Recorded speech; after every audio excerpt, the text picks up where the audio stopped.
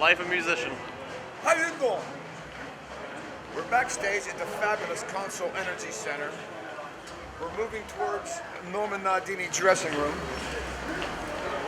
It's right past catering. Believe me, we found catering first. I had the meatloaf. And let me suggest to you not to let your meat loaf. I don't know what you've been doing with your meat lately, but if you've been letting it loaf, you're screwing up. That would be catering. The catering is already emptied out. And now I think they're setting it up for the Bon Jovi catering. The crew and the opening act, which would be us. We've already greased and pleased. And now we're heading towards our destination right here. Yeah.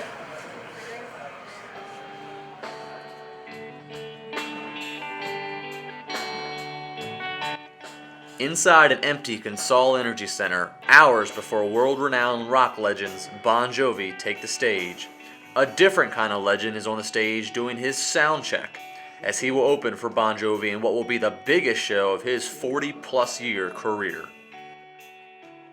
But given your history with John, the relationship, playing tonight in front of your hometown, this has to mean the world to you. The opportunity that's been offered to me by John is kind of huge, but it isn't anything that's scaring me.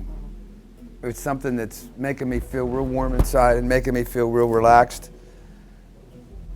On top of being, with all the performance itself is relaxing. Everything that goes around it and the people the craziest part about it is everybody that wants to come and everybody that wants backstage. And it's hard to say to people, the backstage of a Bon Jovi concert is a place of business.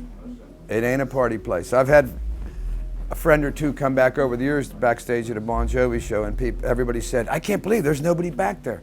There's nobody partying. That's the way John runs his business.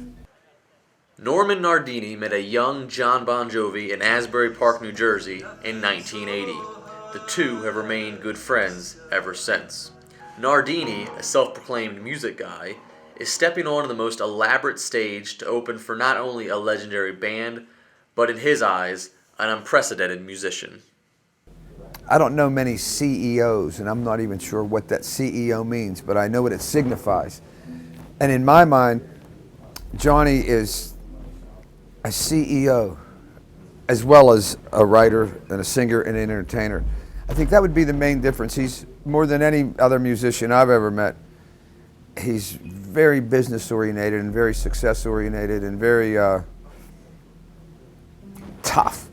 He's a tough business guy, and I think it's cool for me to see that because I'm someone who's the exact opposite. I don't have those qualities in me. I just put my head down and I'll say I'll take what I get, and I'm happy with that. Johnny's not that guy. Johnny's a tough guy. He's not afraid to fight anybody about anything.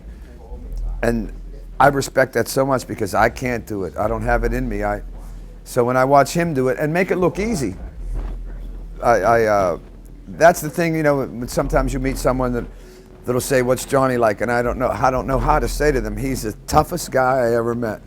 He might be pretty, but he's a tough man, So what is the mindset of opening for a longtime friend and performing in front of the largest crowd ever in your 4-decade career? When you've done 300 gigs and there's 20 people with those 300 gigs, that's what makes you ready to play a gig for 18,000. If you can entertain a crowd of 20 people for 4 hours doing music that they never heard before, you're impressing me.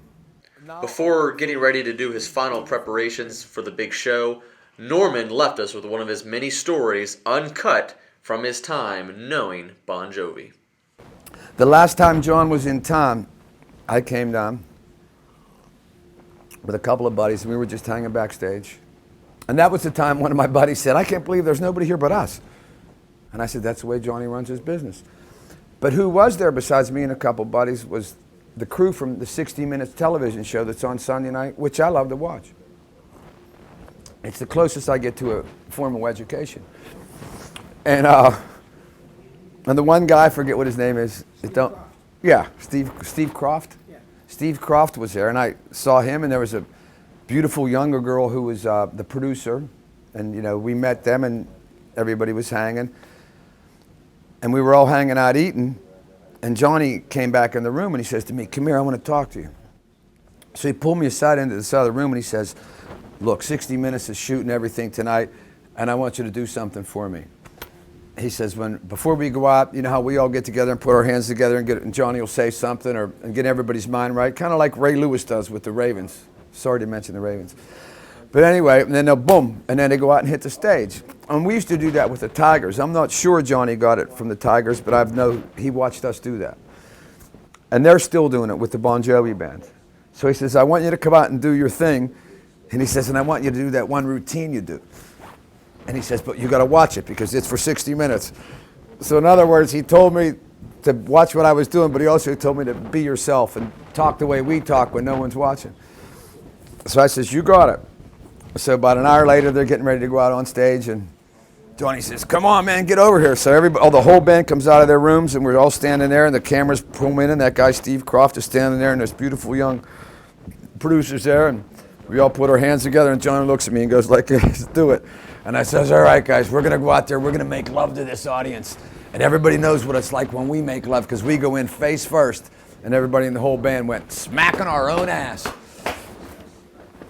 And as soon as it all happened, I says, "You know what? This is a beautiful moment that the only people that are going to see it is the guys right here." Unfortunately, a whole lot of my life can't be seen or talked about. But that was a magic moment. It really was. And it meant a lot to me. And it was fun. It was the kind of fun that people don't. For Reach Behe, I'm Justin LeBar, Trib Total Media.